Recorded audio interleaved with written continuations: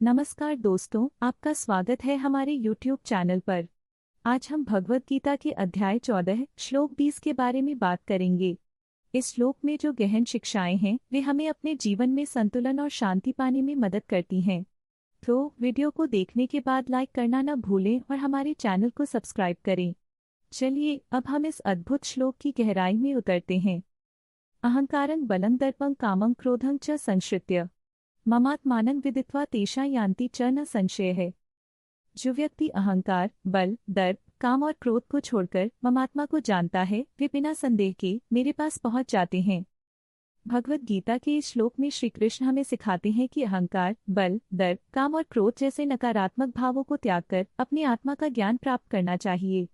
यह श्लोक हमें यह बताता है कि जब हम इन बुराइयों से मुक्ति पाते हैं और अपनी असली पहचान को पहचानते हैं तब हम ईश्वर के निकट पहुंचते हैं।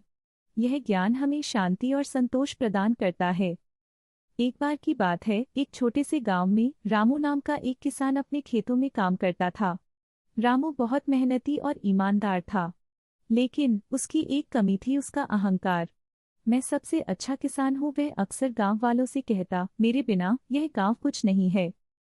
गांव में एक और किसान था जिसका नाम श्याम था। श्याम भी मेहनती था, लेकिन वह हमेशा विनम्रता से काम करता था। एक दिन गांव में सूखा पड़ा। सभी किसान परेशान हो गए। रामू ने कहा, मैं तो सबसे बड़ा किसान हूँ, मुझे तो कोई समस्या नहीं होगी। लेकिन रामू के खेत में फसल सूखने लगी। उसने मेहनत की, लेकिन उसके अहंकार ने उसे सही निर्णय लेने से रोक दिया। वहीं श्याम ने अपने पास की छोटी नहर से पानी लाने का प्रयास किया। उसने गांव वालों से कहा, आओ हम सब मिलकर काम करें ताकि हम सबकी फसल बच सके। गांव वाले श्याम की बात सुनकर उसकी मदद करने लगे। सभी ने मिलकर पानी लाया और फसल को बचा लिया। रामू ने देखा कि श्याम अपनी विनम्रता और सहयोग से कठिनाई को पार कर गया। उसने सोचा, क्या मेरा अहंकार मुझसे जीत गया? उसने अपने दिल में विचार किया और समझ गया, अगर मैं अपने अहंकार को छोड़ दूं और दूसरों की मदद करूं तो मैं भी खुश रहूंगा। इस घटना के बाद रामू ने अपने अहंकार को त्याग दिया और श्याम से दोस्ती कर ली। वह जान गया कि खुद को जानने और आत्मा की पहचान करने से ही सच्ची खुशी मिलती है।